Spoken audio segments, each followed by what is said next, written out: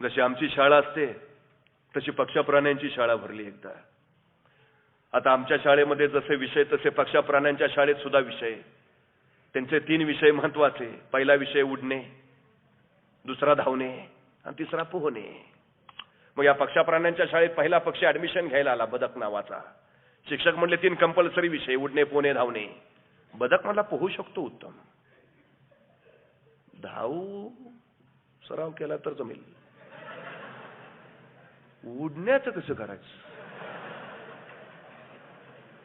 नाही, तो नैसर्गिक गुणच नाही ना माझ्यात. शिक्षक म्हणा कंपल्सरी विषय आहे. डिग्री हवी असेल तर पास व्हावंच लागेल, पर्याय नाही. आणि आमच्याकडे डमी वगैरे चालत नाही. परीक्षा तुलाच द्यावी लागेल. कळे ना त्याला काय, परत दुनियेची रीत आहे, पद्धत आहे. शाळेत गेलं पाहिजे, त्या विषयाचा अभ्यास केला पाहिजे, डिग्री घेतली पाहिजे तर नोकरी. तर करायचं काय? नाहीये तो मला उडायला, पण पर्याय नाही ना. घेतलं बदकानं ऍडमिशन. शिक्षक म्हटले आम्ही आहे ना, कोचिंग देऊ ना, क्लास लावू, डोंट वरी. मग एका शिक्षकाने सल्ला दिला, हे बघ तुझं पोहणं हा विषय चांगला आहे, जरा बाजूला ठेव. येतच ना, लक्षच देऊ नको त्याच्याकडं. येत काय नाही तुला, धावणे त्याचा सराव कर, उडणे त्याचा प्रॅक्टिस कर. तो विषय सुटणार आहे, बाकीच्या 2कडे जास्त लक्ष दे बस. ते बदक रात्रंदिवस धावायला लागलं. ते धावून धावून इतकं दमायचं की परत उडणं जमायचंच नाही, ते पडायचंच. वर्षभर त्या पोहण्याचा सरावच नाही अजिबात. मग वर्षानंतर परीक्षा आली, परीक्षेला बसले. धावण्यात कसा बसा काठावर पास झाला. वर्षभर पोहण्याचा सराव नाही. शेवटी शिक्षकाने त्यात वर चढवला आणि उडणे नापास, फेल.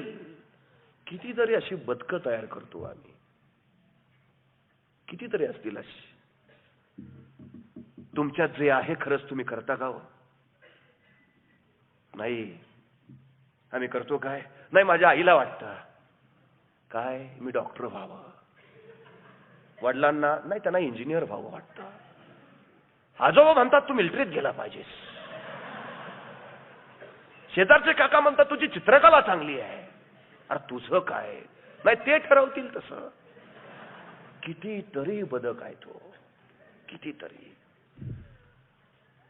सगळ्या देशाची साहेब अडचण असेल ना, माझ्या पोरांचा नैसर्गिक कलच माझ्या देशात बघितला जात नाही. जपानमध्ये पोरग जन्माला आलं तर 3ऱ्या-4थ्या वर्षी त्याची नैसर्गिक कलाची टेस्ट होते आणि त्याला त्याच क्षेत्रात घातलं जातं. तो स्पोर्ट्स मध्ये उत्तम आहे ना, तू तेवढाच कर. तुला नाही इंग्रजी आलं तरी चालेल, काही बिघडत नाही. ते तेवढंच करतात, तेवढंच. म्हणून जपानला 100 सुवर्ण पदकं मिळतात ऑलिम्पिक मध्ये, आणि 100 कोटी लोकसंख्या असलेला माझा देश एका सुवर्ण पदकावर समाधान मानतो. ही अडचण आहे.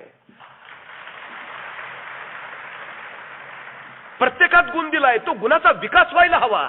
माझ्या तरुणाईच्यात तो गुण आहे ना, त्याचा विकास नव्हे, तिची ओळखच होत नाही. ही अडचण आहे. एज्युकेशन या शब्दाचा अर्थ काय? एज्युकेशन लॅटिन शब्द आहे, 3 शब्दापासून बनला. एज्युकेरे, एज्युकेर, एज्युकेटम. विद्यार्थ्यांमध्ये सुप्त गुण शोधणं, त्या सुप्त गुणांचं संवर्धन करणं, त्या गुणांना योग्य व्यासपीठ मिळवून देणं, या 3 गोष्टी जिथं घडतात त्याला एज्युकेशन, शिक्षण असं म्हटलं जातं. माझ्या कुठल्या शाळेमध्ये विद्यार्थ्यांमधले सुप्त गुण शोधले जातात तेवढं मला सांगा. त्याच्या गुणांना संवर्धन, व्यासपीठ नाही, काही नाही. ही अडचण आहे सगळ्यात मोठी. जेवढ्या लवकर तुम्हाला कळेल ना, तुम्ही तेवढ्या लवकर मोठे व्हाल. मी सांगतो तुम्हाला, अडकू नका. ह्या तुमच्यात काय आहे जर तुम्हाला कळालं ना, तुम्ही त्याचाच सराव करा आणि तेच पुढे घेऊन जा. आयुष्यात यशस्वी व्हाल.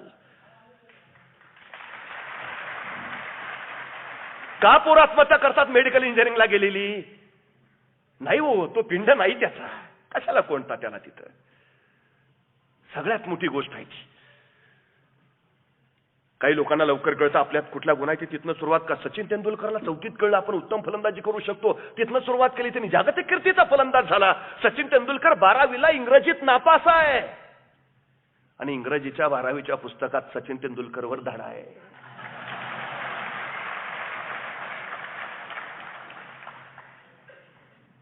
सचिन तेंडुलकरला लवकर कळतो जागतिक. इरफान पठाणला 9वीत असताना कळलं आपण उत्तम गोलंदाजी करू शकतो, त्याने तिथनी प्रगती केली. पण तेंडुलकर एवढी यशस्वीता नाही का, तर सुरुवात उशिरा झाली. जेवढ्या लवकर सुरुवात कराल तेवढ्या लवकर यशाच्या शिखरावर पोहोचाल. काही लोकांना शाळेत गेल्यावर कळतं आपल्यात कुठला गुण आहे, ते तिथनं धडपड चालू करतात. काही लोकांना महाविद्यालयात गेल्यावर कळतं आपल्यात कुठला गुण आहे,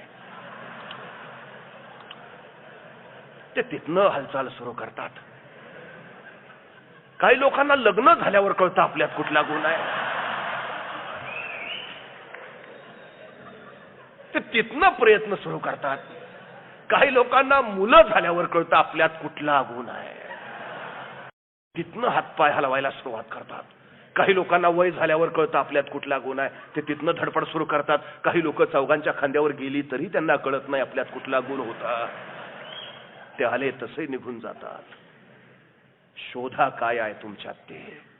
आम्ही सहज चालता चालता म्हणतो मी त्याला पुरता ओळखून आहे. अरे तू त्याला ओळखून आहे, तुझं काय.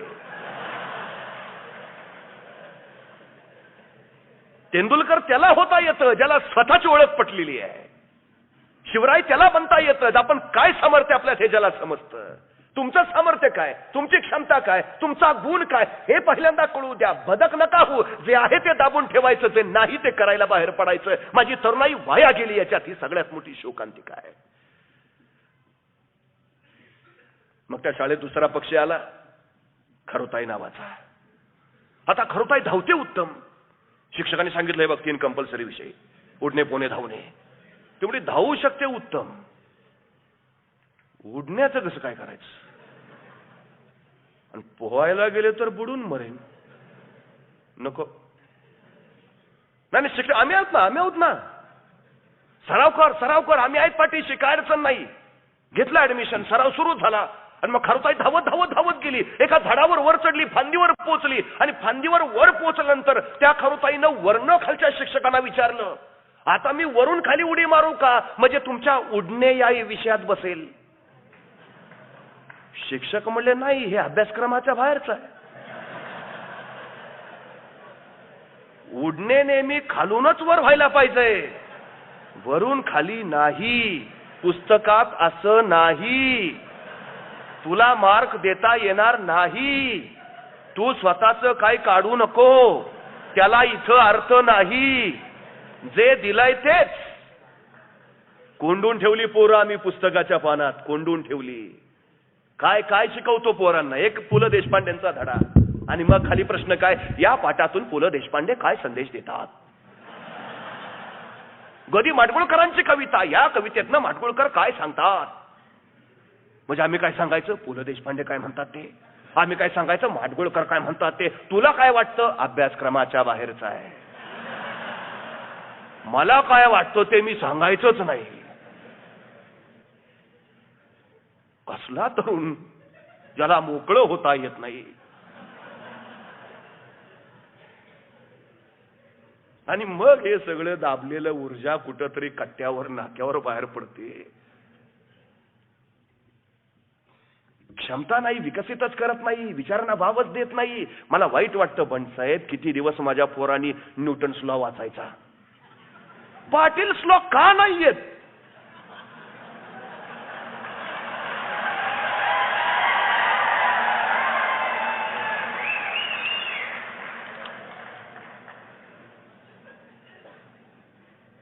ओहम्स रूल आमची कुठं नावच नाहीत. आम्ही न्यूटन वाचायचा, आम्ही आइन्स्टाईन वाचायचा, आम्ही एडिसन वाचायचा. आमच्यात काही संशोधक जन्माला येत नाहीत. आम्ही यूज देत नाही. तू सांगू नको तुझं. ते न्यूटननं लिहिलंय ना ते करते ते बस.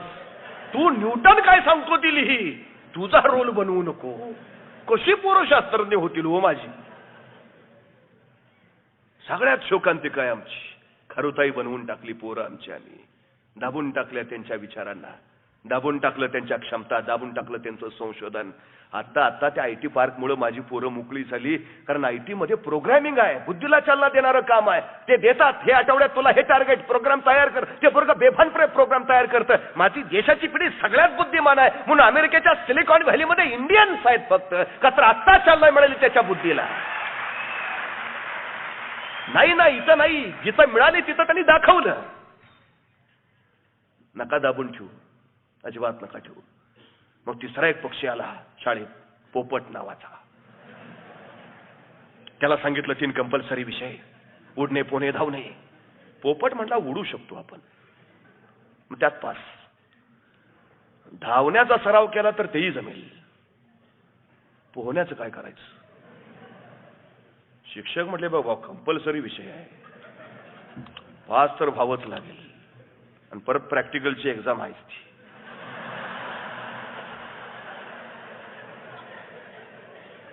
पोपट म्हटला मला शाळाच नको. तो बाहेर चांगलाय, राघू, मैना, पेरू.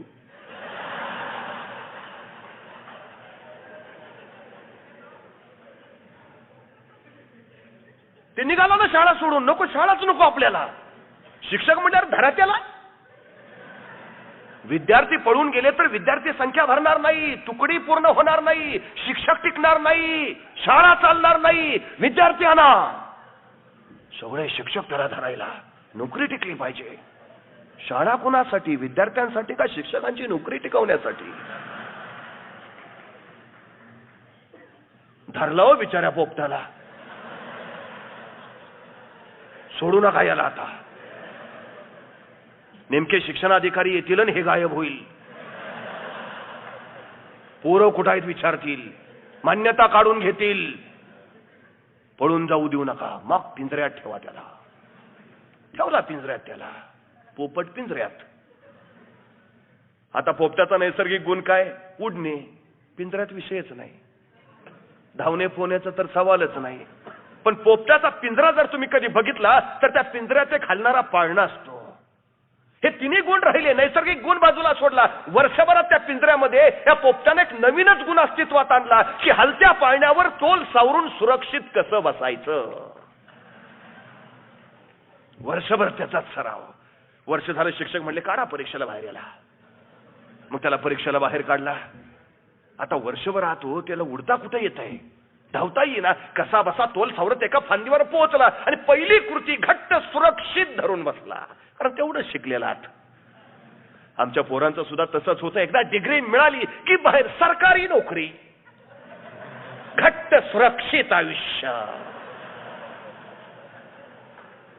काही नाही, सरकारी नोकरी बस.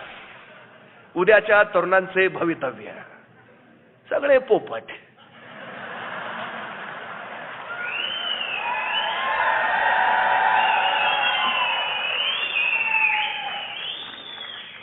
धाडस करणे नाही, साहस करणे नाही, नव्या वाटा चोखाळणे नाही, नव्या वाटा निर्माण करणे नाही, रोळलेल्या वाटेवरनं चालत राहणे. सुरक्षित आयुष्य. एकदा चिकटलो की पेन्शनची सोय झाली. ओके. आम्ही मध्यमवर्गीय माणसं, आमची स्वप्न मोठी नसतात. वडिलांच्या जागेवर चाललेत प्रयत्न. आमच्या तरुणांचे भवितव्य. आणि मग आम्ही म्हणतो मराठी माणूस व्यापारात माग, मराठी माणूस उद्योगधंद्यात माग. सुरक्षित जीवनाची सवय लावली ना आम्ही. धाडस करायला किती पोरं तयार होतात. किती वडील सांगतात चल उतर रे, काय होईल ते बघू.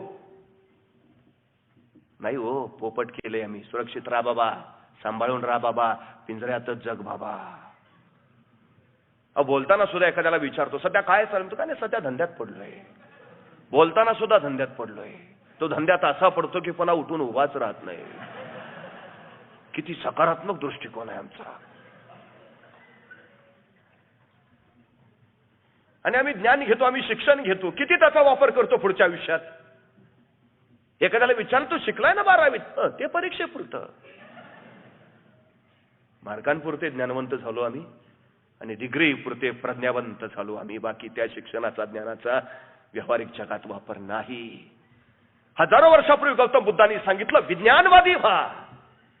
गौतम बुद्धांना अपेक्षित विज्ञानवाद कुठला आहे? त्यावेळी नव्हतं केमिस्ट्री, फिजिक्स. मग विज्ञानवाद म्हणजे काय? विज्ञान म्हणजे काय? विज्ञान या शब्दाचा अर्थ आहे ज्ञानाची कृती करणं, ज्ञानाचा वापर करणं. त्याचा अर्थ विज्ञान. आम्ही शिक्षण घेतो, माहिती संकलित करतो, म्हणजे ज्ञान मिळवतो. वापर करतो का? नाही. ज्या दिवशी माझ्या देशातली पोरं मिळालेल्या ज्ञानाचं विज्ञानात रूपांतर करतील, या देशात एकही बेकार आणि बेरोजगार दिसणार नाही. अजिबात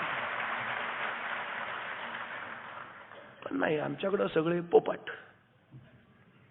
आणखीन एक पक्षी आला शाळेत परत, कोकिळा नावाचा.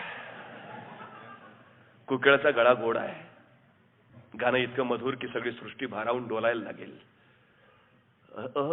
वर्णनीय गुण आहे तिच्यात. पण कोकिळा रंगानं काळी आहे. बस एवढा अद्भुत विलक्षण गुण असून सुद्धा तिच्या मनामध्ये न्यूनगंड आहे की आपण काळी आहोत, आपलं व्यक्तिमत्व चांगलं नाही, चार चौकात आपण उठून दिसत नाही, आणि एवढा सुंदर गुण असून सुद्धा निव्वळ मनातल्या या काळेपणाच्या न्यूनगंडापोटी ती माग राहते. माझ्या ग्रामीण भागातली पोरं असतील, माझ्या इथली पोरं असतील, यांच्या मनात एक सातत्यानं न्यूनगंड आहे. मग भले तुम्हाला इंग्रजी येत नाही, मी ग्रामीण भागातला आहे, मी साध्या घरातला आहे, सातत्यानं गुण आहे, सगळं आहे, पण न्यूनगंड सगळ्यात मोठी अडचण आहे. हे न्यूनगंड एकदा आमच्या पोरांच्या मनातले बाजूला काढा. सगळ्यात मोठी गोष्ट सांगतो तुम्हाला, सगळ्यात मोठी, हाताची 5 बोटं एकसारखी नाहीत, झाडाची 2 पानं एकसारखी नाहीत, हातावरच्या प्रत्येकाच्या रेषा सुद्धा एकसारख्या नाहीत, एकसारख्या डोळ्याची 2 माणसं भेटणार नाहीत. सगळ्यात महत्वाची गोष्ट सांगतो, या जगात तुमच्यासारखं दुसरं कुणी नाही. तुमच्यासारखे इथं फक्त तुम्हीच आहात, दुसरं नाहीच आहे कुणी. अभिमान बाळगायला शिका. नो आवृत्ती, मी एकमेव, बस माझ्यासारखा जगात कुणीच नाही. अभिमान बाळगा. न्यूनगंड कसले बाळगता? अभिमान बाळगायला शिका स्वतःवर, स्वतःच्या क्षमतेवर, स्वतःच्या व्यक्तिमत्वावर. हा अभिमान बाळगला, ह्या क्षमतेची सामर्थ्याची ओळख केली की मग जिंकलात. काढून टाका तरुणाईच्या मनातले हे न्यूनगंड. सगळ्यात मोठी गोष्ट आहे ती. शेवटचा पक्ष आला शाळेत, गरुड नावाचा. शिक्षकांनी सांगितलं, हे बघ कंपल्सरी विषय आहेत, त्याच्या नादाला कोण लागत नाही, शिक्षक पण लागत नाही. पूर्वीचा काळ होता तसा. पूर्वी सर शिक्षक वाट्यावर दिसले की पोरं रस्ते बदलायची. आता पोरं रस्त्यात दिसली की शिक्षक वाटा बदलतात.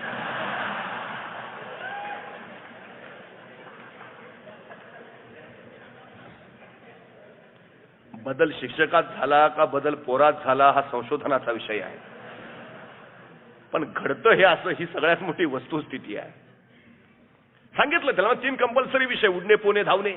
गरुड म्हणाला, उडण्यात आपला हात कुणी धरू शकत नाही, धावायला मी जमिनीवर यायची गरज काय? आभाळात भरारा मारतो मी, खाली आणता मला तुम्ही कशासाठी? नको, विषय काढून टाका. अरे म्हटलं कंपल्सरी आहे, जमत असलं सांगा. बरं ठीक आहे, पोहणे. पागल आहे का?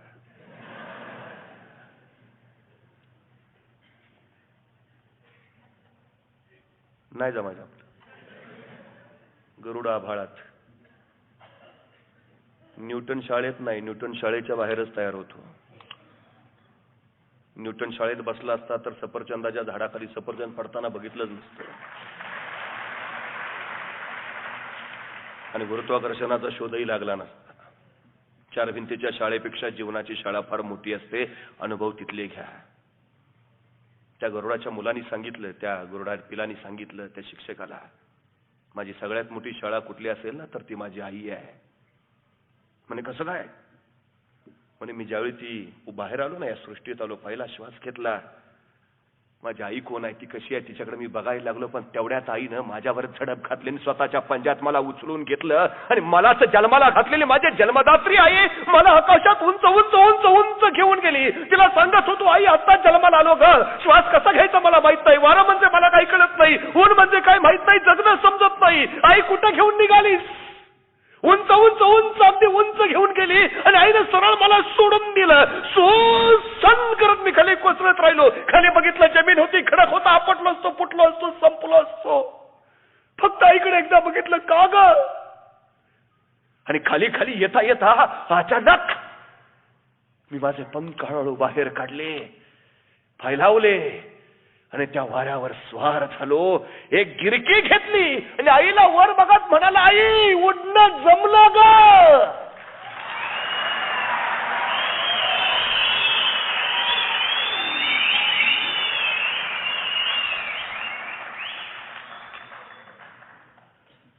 तरुणाईला हात धरून शिकवू नका, मोकळं सोडून शिकवू द्या त्याला. जीवनाचे अनुभव घेऊ द्या त्याला, चटके फटके खाऊ द्या त्याला, ताऊन सुलाखून निघू द्या त्याला. तेव्हा गरुड भरारी रक्तात येईल त्याच्या. मग आभाळ सुद्धा छोटं पडेल. सगळ्यात महत्वाची गोष्ट आहे ती, सगळ्यात महत्वाची. आणि पोरं